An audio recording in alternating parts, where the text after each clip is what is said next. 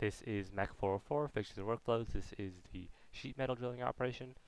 So the objective of this task is to design the fixture and flow for a drilling operation of a 3 by 3 by 1 millimeter piece of sheet metal using a standard drill press.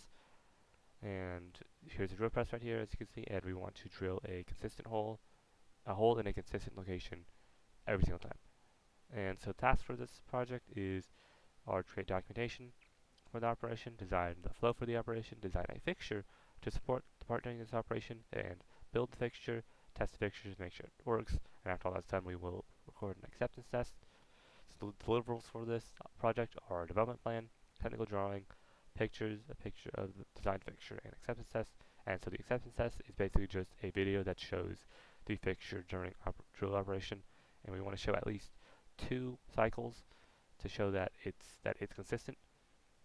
The project workflow is we want to check the hardware, yep, right here, hardware, then we want to create a development plan, and then we want to design the fixture and 8-step and document the 8 steps for this operation.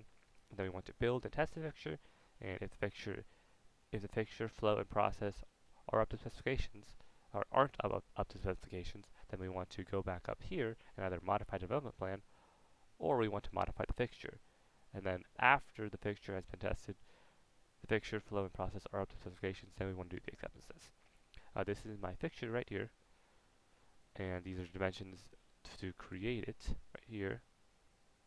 And so the fixture fits on this table right here via these nubs. As you can see, there's these nubs on this table right here, as you can see, and they fit in these holes right here, and and as shown here, it becomes flat after putting in those nubs into those holes. And so 8 steps method, or 8 steps. Step 1 would be input. You, the operator, is going to push the part into the fixture. Also, these arrows right here, in the actual part that's indented, those are just for show. They're not actually on the. They're not going to actually be on the part. And so the operator pushes in part, and or the forces in this case are the operator pushing and gravity pushing down, and the table is going to support. And then step 2, 3, and 4, input, fixture, and constraint. The part is now in the fixture, and gravity is still pushing down on it. Table is still supporting.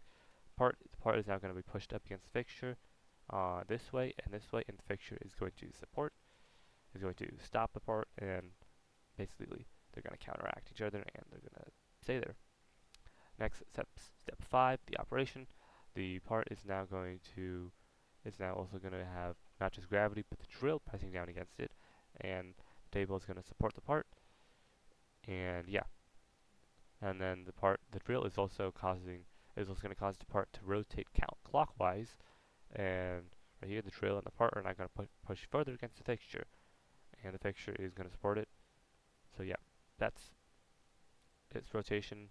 Rotary force is going to be converted into a linear force going this way, and the fixture is going to support it. Step 6, now the drill is going to come out of the part, and it's going to try to pull the part up while it goes up, and now gravity into the fixture by this lip right here. As you can see, there's a lip right here.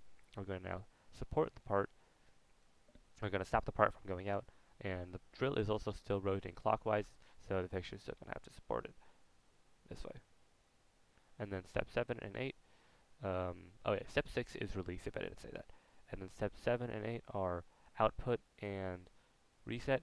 So now you, the operator, are going to pull the part out and move it off to somewhere, wherever you put your finished part or your drilled parts. And then this table is going to be empty and reset. And so now you can go back to step 1 and then repeat what you just did over and over again as the part or as the operation.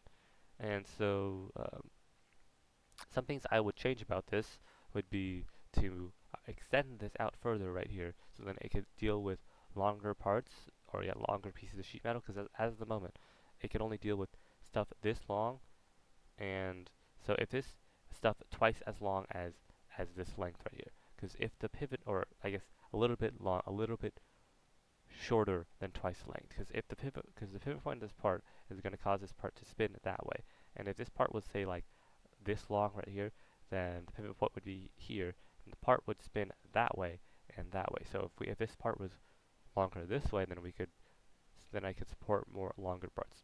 Another thing I would change would be to add some stuff down here.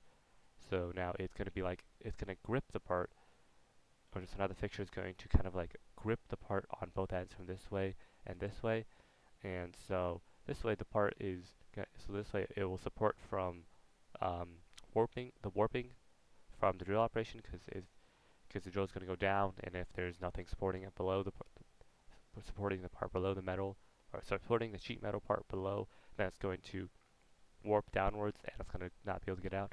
So I would support the part this way, so then that doesn't happen. But also doing that allows for a more for a easier way to grab it, because as currently the only way to grab this part is to grab it from above. Since the part is so thin, you can't grab it from below, so you would have to grab it from above, which isn't exactly the most comfortable way of grabbing it. So if by having it float above the table, you can now grab it. You could do a pincer grip from above and below and pull it out, which is a more normal way of, and I guess more normal and comfortable way of grabbing it. Um, yeah, that's everything. Thank you for watching.